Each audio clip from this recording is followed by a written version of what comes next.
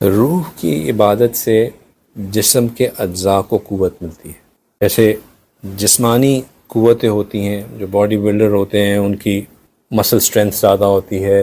جب انسان کی آنکھ صحیح ہوتی ہے تو اس کا ویژن 6/6 ہوتا ہے.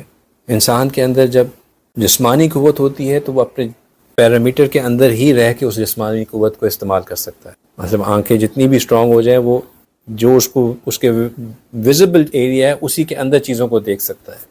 لیکن جب روحانی قوت اسٹرانگ ہو جائے تو پھر انسان کو وہ چیزیں بھی نظر آتی ہیں جو عام انسان کو نہیں نظر آتی. کیا مطلب یہ کہ انسان، ایک ڈاکٹر کے پاس بندہ جاتا ہے، ڈاکٹر مریض کا چہرہ دیکھ کے، حکیم مریض کی نبض دیکھ کے پہچان جاتے ہیں کہ بھائی اس میں اس وقت کوئی نہ کوئی سسٹم میں گڑبڑ چل رہی ہے. ایک چور پولیس والے کے سامنے بیٹھا ہو تو پولیس والے اس کا چہرہ دیکھ کے سمجھ جاتے ہیں کہ گلٹی پارٹی آئی ہے، کوئی نہ کوئی گڑبڑ ہے. اللہ والوں کے سامنے جب بندہ جاتا ہے تو اللہ والے بندوں کے دلوں پہ نظر ڈال کے یہ پہچان لیتے ہیں کہ یہ بندہ کس لیول کا ہے. اللہ سبحانہ تعالیٰ ان کی کیفیات ان کے اوپر کھول دیتے ہیں، ان کی دل کی حالات ان کے بتا دیتے ہیں کہ وہ کس حالت میں ہیں. حضرت نانوتوی رحم اللہ، جن کا ذکر ہم نے کچھ دیر پہلے کیا، انہی کی ایک اور بات آپ کو سناتا ہوں. ایک جگہ وہ مہینے میں ایک دفعہ بیان کے لیے تشریف لے کے جایا کرتے تھے. بستی تھی، اس بستی میں سنی حضرات کم تھے اور غیر سنی زیادہ تھے.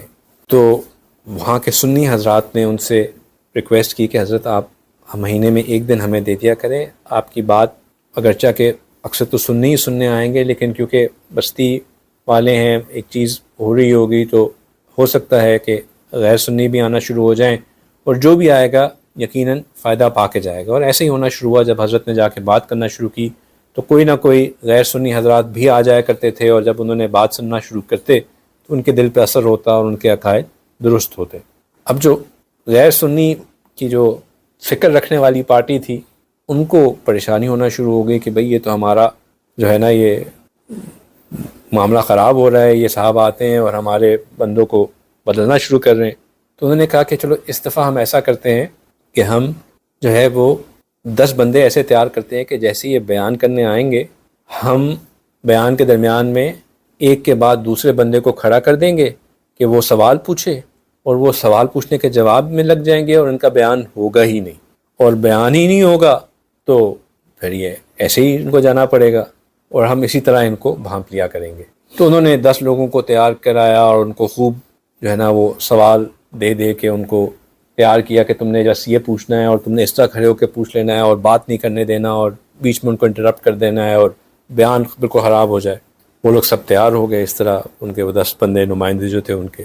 تو حضرت آ کے بیٹھے، انہوں نے کہا کہ دیکھیں بات تو میں ہر مہینے ہی آپ سے کرتا ہوں، آج میرے دل میں خیال آیا کہ کیوں نہ بہت سے سوالات ہیں لوگوں کے دلوں میں اٹھتے رہتے ہیں، تو میں ان سوالات کا جواب دوں.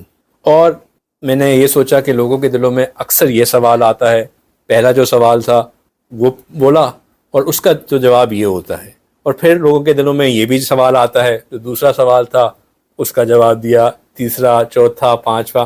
جو 10 کے 10 سوالات ان کے ذہنوں میں تیار تھے، حضرت نے خود، اللہ تعالیٰ نے ان پہ وہ کشف کیا. انہوں نے وہ مدلل انداز سے ان سوالوں کے جواب دیے، حتیٰ کہ وہ جو 10 سوال پوچھنے والے تھے وہ ہی جو ہے نا وہ انہوں نے ہی اپنا عقیدہ درست کر لیا. تو یوں اللہ جو ہے وہ لوگوں پہ کھول دیتا ہے معاملات کو. ایک دفعہ کیا ہوا، یہ تو بہت ہی مزیدار واقعہ. بستی والوں نے انہوں نے کہا کہ اب ان کو ہم شرمندہ کریں گے ایک اور طریقے سے. بیان ختم ہوا تو انہوں نے کہا کہ حضرت ہمارے ہاں فوتگی ہو گئی ہے، تو ہم چاہتے ہیں کہ آپ آ کے جنازہ پڑھا دیں. حضرت نے ان سے کہا کہ دیکھیں میں آ کے جنازہ پڑھاؤں گا تو مناسب نہیں لگتا، آپ کے اپنے مولوی ہیں وہ پڑھیں تو بہتر ہے، ورنہ آپ کے مولوی ناراض ہوں گے کہ آپ نے مجھ سے پڑھوا لیا. انہوں نے کہا نہیں حضرت، وہ مولوی ہمارے اویلیبل نہیں ہیں آج، یہ ہے وہ ہے. بس انہوں نے ضد ہی لگا لی کہ آپ ہی پڑھیں.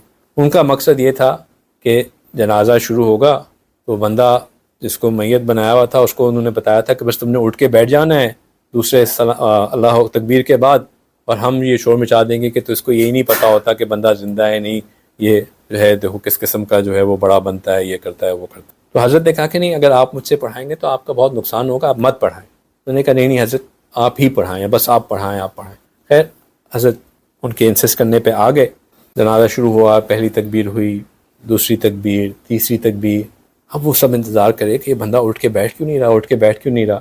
حضرت نے سلام پھیرا، جنازہ پڑھا کے سب کو سلام کر کے نکلنے لگے.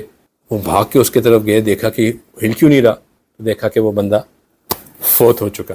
حضرت نے مڑ کے کہا کہ کہا کہ جس کا جنازہ قاسم پڑھا لیتا ہے وہ قیامت کے دن سے پہلے نہیں اٹھ سکتا. جس کا جنازہ قاسم پڑھا لیتا ہے وہ قیامت کے دن سے پہلے نہیں اٹھ سکتا. اور یہ واقعی ایسا ہوتا ہے کہ جب اللہ کے بندوں کے ساتھ کوئی لڑائی لیتا ہے تو پھر اللہ اس کا دفاع کرتے ہیں.